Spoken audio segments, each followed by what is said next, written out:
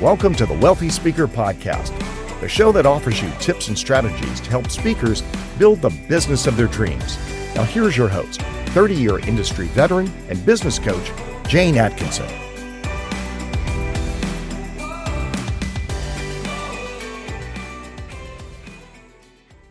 Well, welcome everyone to the Wealthy Speaker Podcast. Today we're talking to Tamra Gaines, who booked speakers for 30 years in the hospitality industry. Welcome to the show, Tamra. Thank you so much, Jane, for having me. I appreciate it. Oh, I'm super excited to talk to you. I've promised our listeners that we were going to be talking this summer to people who really have been at that crux of the decision making. So tell everybody about your work as a decision maker hiring speakers.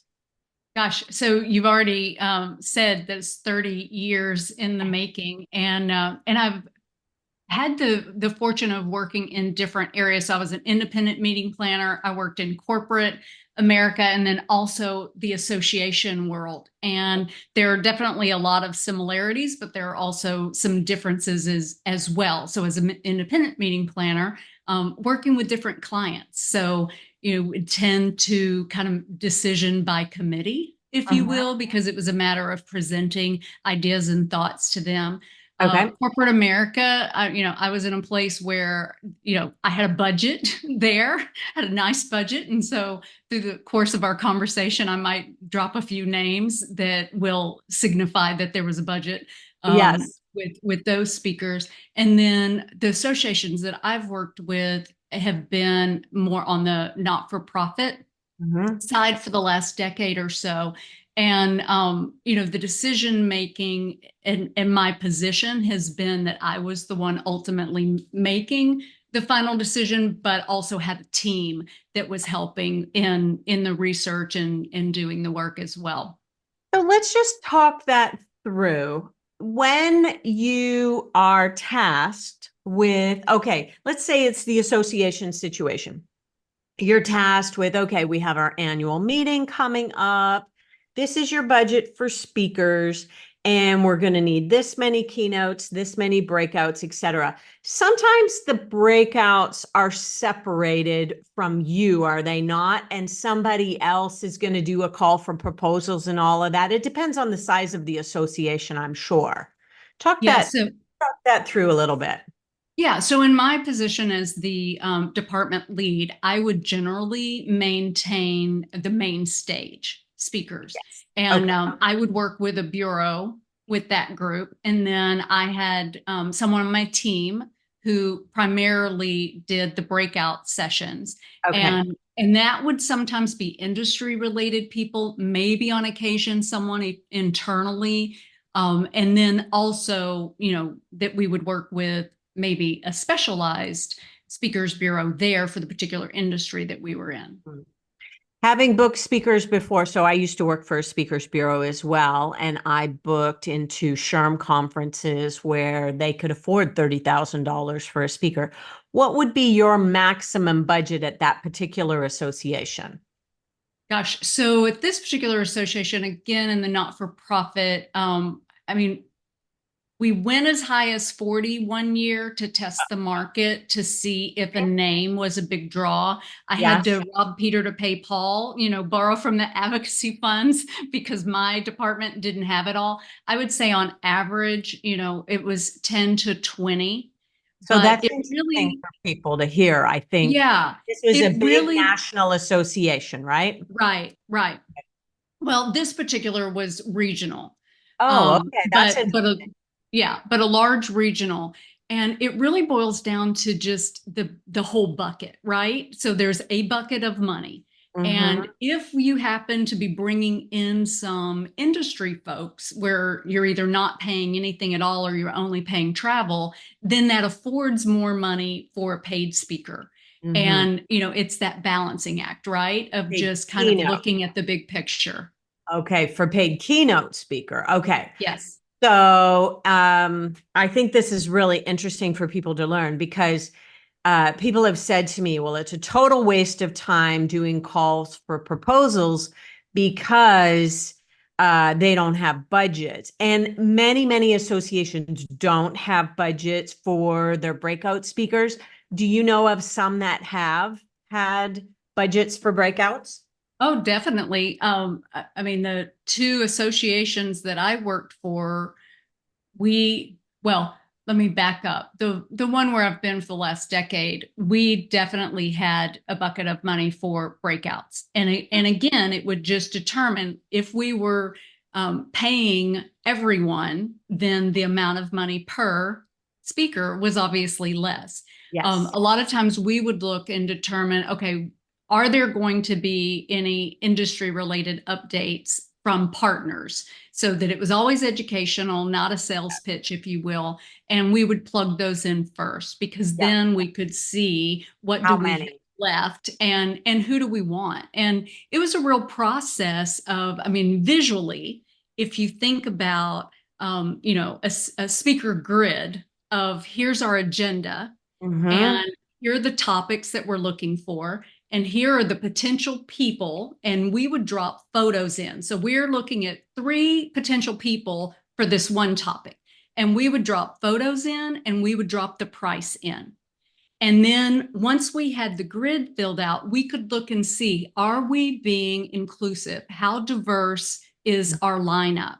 And then where are the dollars? And it might be that for that breakout session, we really wanted this one person at 5, and they're willing to do 2 sessions for that. And, we could make that work. And Yeah. then, it becomes this puzzle game of Tetris, you might say. It really is Tetris.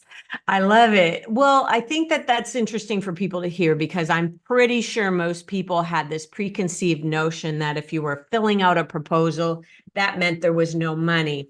And I just don't think that anything like that can be assumed. You have to always assume that you don't know what the budget is unless you've actually done some research and talked to people who are in the know to be sure. I love that you said diverse, and I would so you've been doing this for a really long time. How many years ago did people start to say, you know what? Our audience is not reflected in the speakers on stage. We're not seeing enough diversity. Was that maybe, I'm thinking 6 or 7 years ago, depending on how forward thinking this association was?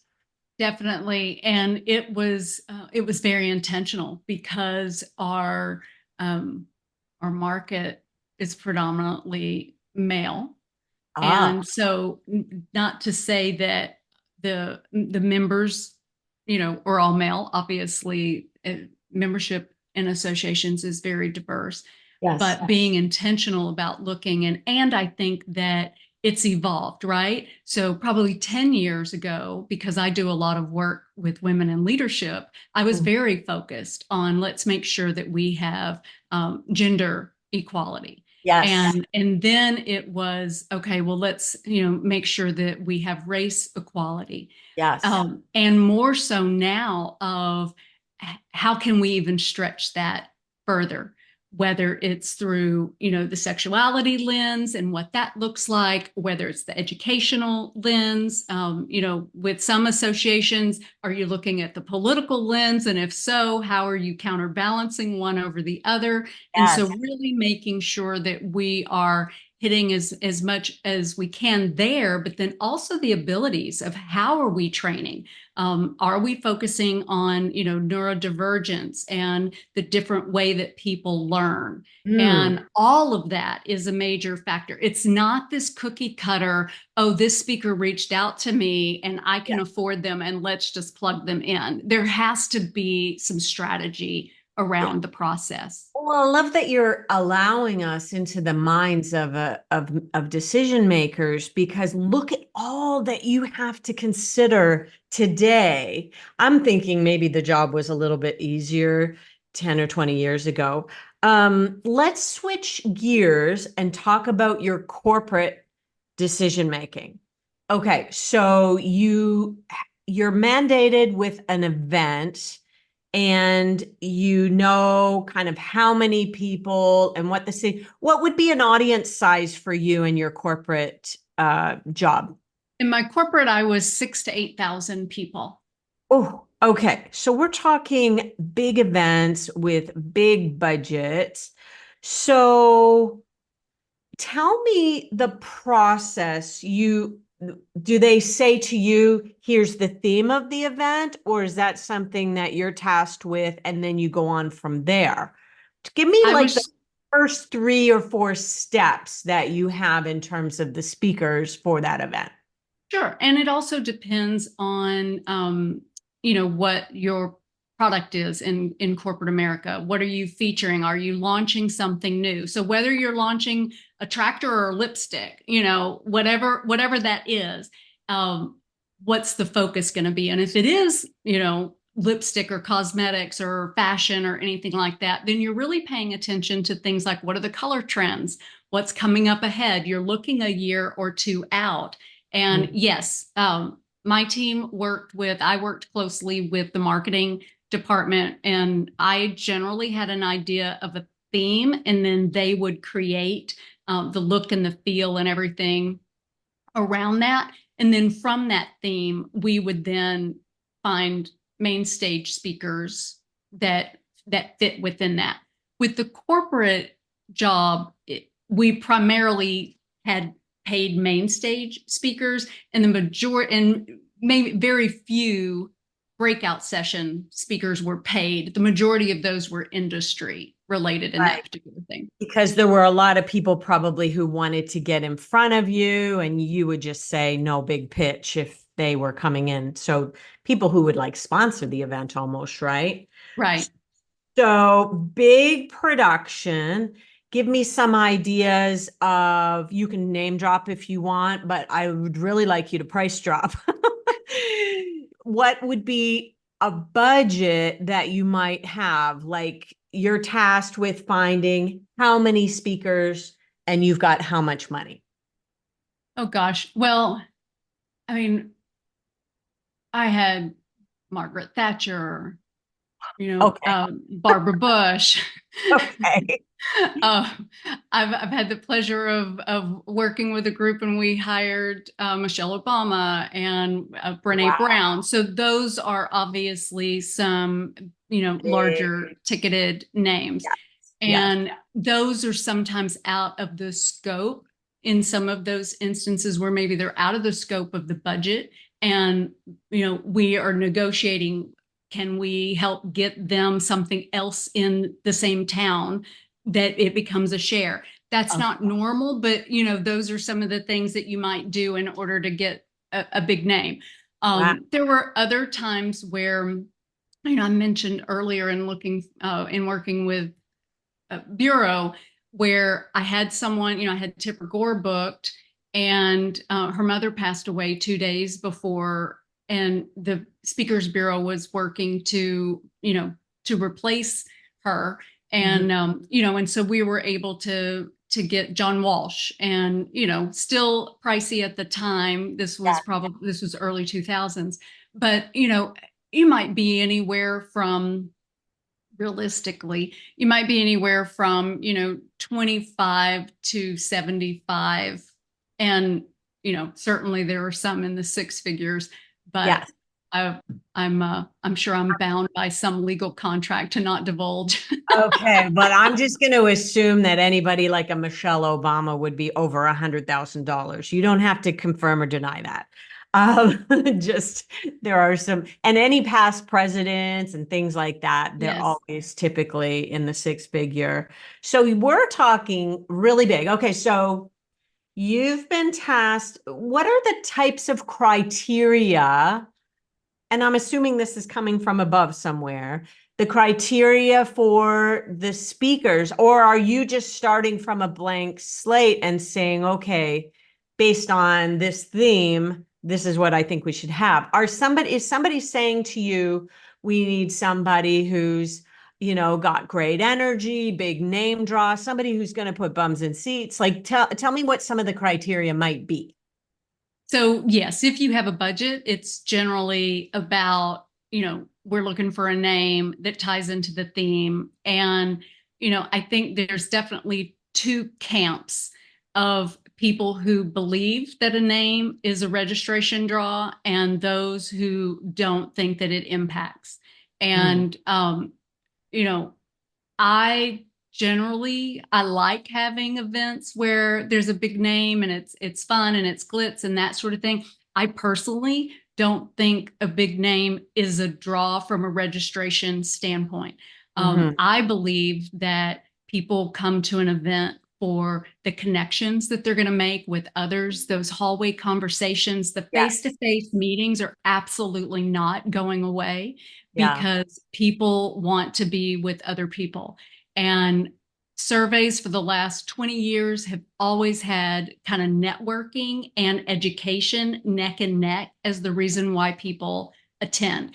And I think it depends on what their level is of what they rate higher. I think if you are, VP to C-suite, you're really looking for those connections. You really want that peer-to-peer engagement. But if I'm investing in my people attending, I want to make sure that they're, dividing and conquering and going to these educational sessions so that they are building themselves and ultimately building the organization that they're working within. Okay, that's so interesting. So you would start with what would be your long list number, and then what would be your short list number in terms of hiring the keynote. And so what you're saying is something that I don't want people to be discouraged. Sometimes, yes, they are looking for a name, but there's typically other spots, right? The name is Absolutely. There's headliner. usually one Yeah. big name. Yeah. If there's 3 days and there's three primary main stage, there's usually Yes. one big draw. And where And do you then place them? At the beginning or in the middle, at the end? it depends. If an organization struggles to keep people on the last day, then they're placing on the end to try to maintain. Yeah. If it is someone like if it's a political organization, then they might want someone that's that political topic, whether it's a name or not, on the front end so that they can kind of carry through messaging, Theme, you know, yes. throughout the rest. Right. Okay. So know that there are going to be, let's say if there's three big ones, three keynotes, there might be one celebrity or quasi-celebrity, maybe an Olympic athlete or something like that with a name draw, and then two regular like Subject matter us experts. and Yes. subject matter expert. And so this is where your shot is. Okay. So you decide on topic first, I'm assuming, and then create a list. How many would be Yes. on your first list, and then how many on the short list? I would say, it's pretty short. I want, 3 or 4, and then I would narrow it down quickly, but that came with time and experience, right? Yes. You start developing that muscle of knowing what's going to work for your organization and can make decisions quickly on Okay. it. But quickly might be that we spend a month gathering to fill out this, speaker grid. And Mm, then we quickly make a decision on that. But we have to fill out, because if we just go along hiring as we talk to people, then we get to the end of this process and we don't yeah. have the diversity that we need. Yeah. You're short somewhere and that doesn't Yes. work. Or So we've spent too much money. you get, oh yeah, that doesn't go fly very well, I'm sure. So you get your grid and then you make the offers. Yes. And you've decided, okay, we had three. And do you have Zoom conversations with each of the three in your short list? Um, Probably not. I would Okay. say usually, we've got these 3 that are on the list and one's really a standout. We notify the other 2, but then, the one is on the list. We let them know that we've placed them to a solid hold and we plan to make a decision in the next Okay. 14, 20, 30 days. Will they give us a courtesy call if they have someone else? And so that's generally how we would Okay. do that. Okay. That's really, I think this is helpful information for Good. people.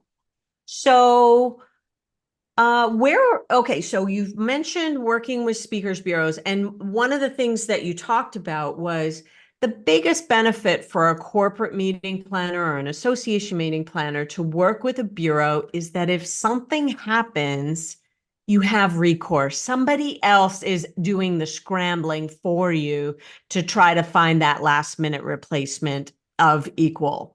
And so I think that's a great benefit. Um, if you're not working with a bureau, where do you begin your search? Or do you begin it on Google like the rest of us do when we're looking for something?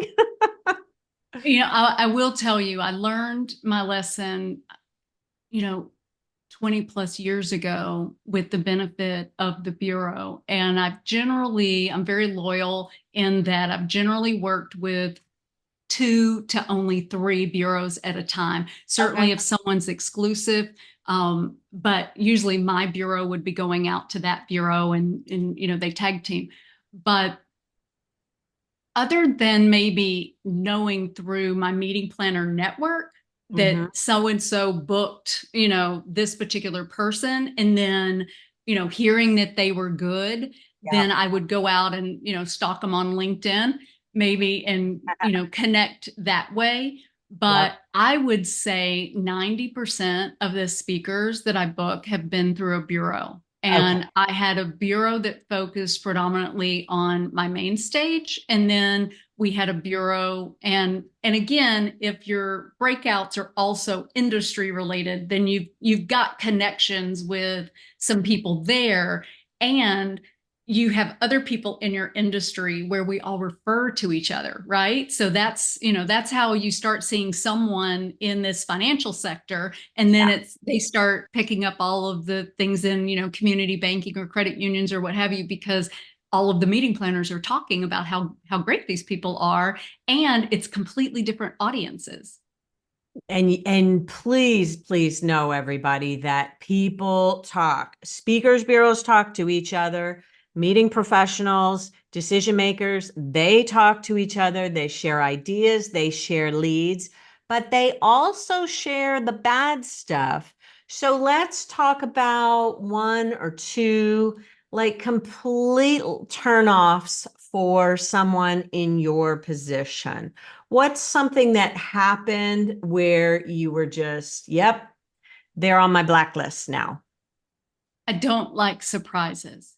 Okay. So if there's something that a speaker has as a standard, at the end I find that being, having a table and just if people want to come by, I don't sell from the stage, but if people want to come by and buy a book or buy a piece of art or something that's created, then it's an option for them. But I don't sell from the stage.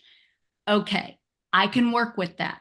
But Yes. when you show up and we've not had that conversation Yeah. and now you're telling people that you're going to be out there and you open the suitcase and have all of this stuff, I don't like that. And to No. me, that becomes an integrity issue more than a true, it's not always a logistical issue. Sometimes it is, though, because what if you're pulling them away from the next thing that I need them to be on time for? And so Okay, so let's talk about going over on your time. So first of all, we know no selling from the stage. And let me ask you this, because I've had this conversation with some of my clients. We have in the Wealthy Speaker 3.0, which you are reading right now, we have a little thing called the Help Me speech, which is 2 lines that you do, especially for a free engagement or a pro bono or low bono engagement. And the 2 lines are, as you can see, I'm passionate about this topic. If you know of anyone, please come and see me with your business card. Is that a sell from the stage in your eyes? no. Okay. So that's non-evasive. And now I have it straight from the horse's mouth, people. So Yeah. I'm glad to know that. I think the help me speech, especially if you're doing a freebie, is so essential to asking for the business. It's business 101, right? Okay. So surprise number 1 would be that you open up a suitcase and you're flogging a bunch of stuff. Surprise number two would be that you went over by 5 minutes, 10 minutes, because you, Tamra, have a schedule that you are very, very rigid with. Now, what if somebody ends even 3 or 4 or 5 minutes early? Is even that a problem? Do you really want them to stick to their time? It really is only a problem if it's about 10 minutes. And a Okay. lot of that has to do too with whether the organization has an MC. So in my particular case, I was the MC. So if Okay. I personally needed to fill in a couple of minutes, Yeah. or if I knew that we're going to break and the break is ready and I can Yeah. release them a couple No of minutes, problem. that's okay too. If Yeah. someone's shorting by 15, 10 to 20 15 minutes. Yeah. well, then now my break may not be ready. The hotel may not be ready. And so Yeah. now we're going to release them from the room. Yeah. And the That's the perception problem. is that the event was not ready for our break. They're not thinking the speaker let us out early. Yeah. Yeah. Okay. So early or late, going over from what I've heard in my 30 years in this business is not cool. Not It's a cardinal cool. sin. It's a cardinal sin. So be aware that this is what people talk about. They went over by 10 minutes. And just the domino effect. Just know that you are a tiny little cog in this meeting's big machine. And for you to say that what I want to do here now for these 10 minutes is more important than what else is happening is just, I think it's ego. And but also don't put the meeting planner or the MC on the spot and say, is it okay if I go a little long? That's not cool either, because now Right. what are they going to say? No, Right. no, don't go long. You're at time.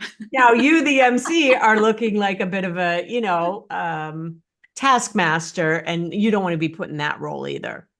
True. Okay. Anything else that is just like an absolute no? This kind of goes back to the surprise as well. If you're a speaker that has something that you're going to put on the table or on the chairs, again, a heads up to the planner is good for that. One of two things is going to happen. They're either going to say, yes, you're welcome to arrive early and put those down yourself, which Mhm. you should 100% plan on Ready to that, do? Yes. and not having the planning team do that. Or they might say, you know what, we've got another handout as well. If you can get those to me ahead of time, Yeah. we'll put yours down at the same time. Yeah. One, it allows us to kind of control. Well, we might put yours at each place setting facing in the prominent position, and the other item that we have might go in the center of the table. So it just allows to, work whatever works best for the event. Beautiful. Now, how often would you buy the speaker's books to give one to everybody? As a not-for-profit association, the budget was generally pretty tight. So as an example, if I have $5,000, $7,000, $10,000, that's exactly what I have. And if there's the ability, you know what, I've worked with Franklin Covey is a great example. When some of their presenters are authors and they have a new book, they will work with their price because they're more interested in getting the book sales. Selling And books. so, you know what, we're going to, have the speaker fee at this and give 100 books at this. And so you're still paying the same dollar amount, but now I have 100 books to work with. Okay. And if I need 50 more, well, then I can get a discount and I can choose to purchase those. And I have done that, but it's generally, I would say it happened less than it happened more. Okay. On the corporate side, is there more room for that to happen? Like, I'm thinking on the association side, maybe you almost have to find a sponsor or something if you want to pay the fee and then get the books. On the Right. corporate side, do they have a budget for take home swag bags? There is, but generally, I mean, I guess it's all dependent on the timing, right? Associations have the same budget for the swag as well. It's just a matter of, do I have $100 or do I have $1,000? It just changes. And, with that, if we know who the speakers are, far enough in advance and that the book is factored into that, then the answer may be yes. But if it's, I've spent the money on the swag, it's all in how are we managing the bucket of money that we have for each line item in the budget. Yeah. And, yeah, I don't know that there's a straightforward answer on that, Jane, because I think not only every organization might be different, but every Yes. event within that organization could be Yes. different. I gotcha. Okay, final question. How important is it we just had David Averin on talking about being frictionless in your process. How important is it to be easy to work with? Like that's something that meeting professionals would share with each other, is it not? Absolutely, absolutely. Yes. So this speaker was a diva might be a way that we identify that that someone was difficult or high maintenance and that sort of thing. Yeah. I think some of it boils down to if on the initial call and in the agreement, I'm giving you, everything that I believe you need, then if you're going to ask a follow-up question, make sure that I haven't already answered it. Make sure that it's not already in the agreement or that it wasn't part of our discussion. And so if I have, gosh, on average, 35, 40 speakers per event, and I have 10 events in that year, that's a lot of speakers that we're managing. Yes. And, so if we've got the process in place Yes. that is giving you all the details up front to try to make your job easier, Don't call me then for don't every ping line me, item. asking me a bunch of things that I've already answered. The other thing that we did that I'm not sure that all planners do, but I wish they did, is we would conduct speaker calls 30 days out, every speaker. And so sometimes, it might be a group, if it made sense to have several breakout, we've got this track. Yes. And we would have all of these speakers on a call, but for the most part, they were individual 20 to 30-minute calls that afforded us the opportunity to reconfirm, hey, here's anything that's new that's happening in our industry. Here's some lingo or jargon that you need to be familiar with. All of the logistics. Here's your hotel, your confirmation, just a reminder, you're on your own to get there. All of that would happen 30 days prior, or at least 3 weeks prior. So I said that was the final question, but I lied. No, please. What would it take for you to notice somebody who was approaching you either on email, on LinkedIn, on some other social network? What would capture your attention?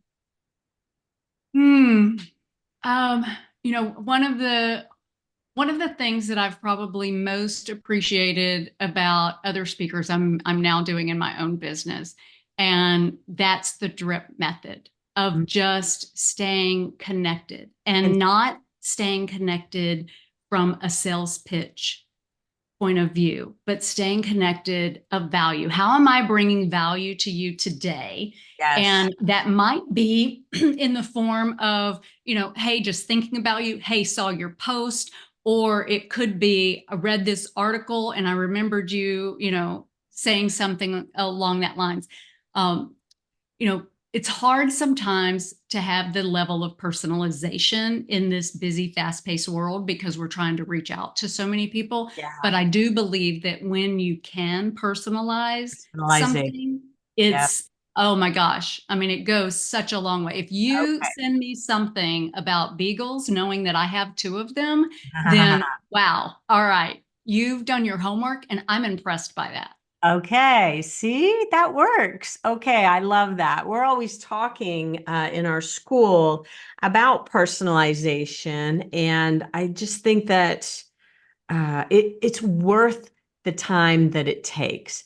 I would rather reach out to 10 people and do it well than reach out to 100 people on a mass, on some Yes. sort of mass. Now, there's nothing nothing wrong though with what you talked about, is just kind of having some sort of consistent, here's my latest blog post. Here's something that just kind of keeps me as a subject matter expert top of mind in your in basket. So I think that you have provided us with such a great kind of insight into the world of a decision maker. Tamra, thank you so much for being here. Tell everybody kind of what your new venture is and how they might get a hold of you. Great. Well, my new venture is I'm one of you, and I'm so excited. I'm taking the 30 years of training and professional development of others and coaching of others, and I've started my own business, Tamra Gaines and Associates, and my website is just that, tamragaines.com. It's Tamra, Tamra. And I'm speaking about succession planning. I have a book that is The Pillars of Confidence. And so for the last 10 or 12 years, I've been talking about cultivating influence with confidence. But the succession planning really ties into that, and that passion that I have for kind of building the next level of career advancement for individuals, no matter where they are now. And so that's what I'm doing, and I'm absolutely loving it. Wonderful. Wonderful. And how would you like people to find you? Is LinkedIn your place of choice? Yes. Okay. So it's under, again, Tamra Gaines. TamraGaines. Thank you so much for being here. And if you have enjoyed this episode, I hope you'll reach out to me, Jane at speakerlauncher.com, and let me know. We love hearing the feedback, and we love hearing topics that you're interested in the future. So thanks everybody for being here. And with that, we'll say, see you soon, wealthy speakers. Bye for now.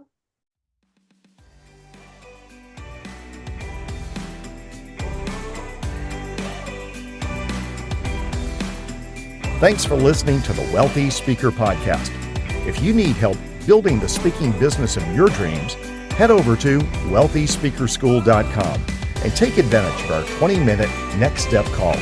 Thanks for listening to the Wealthy Speaker Podcast.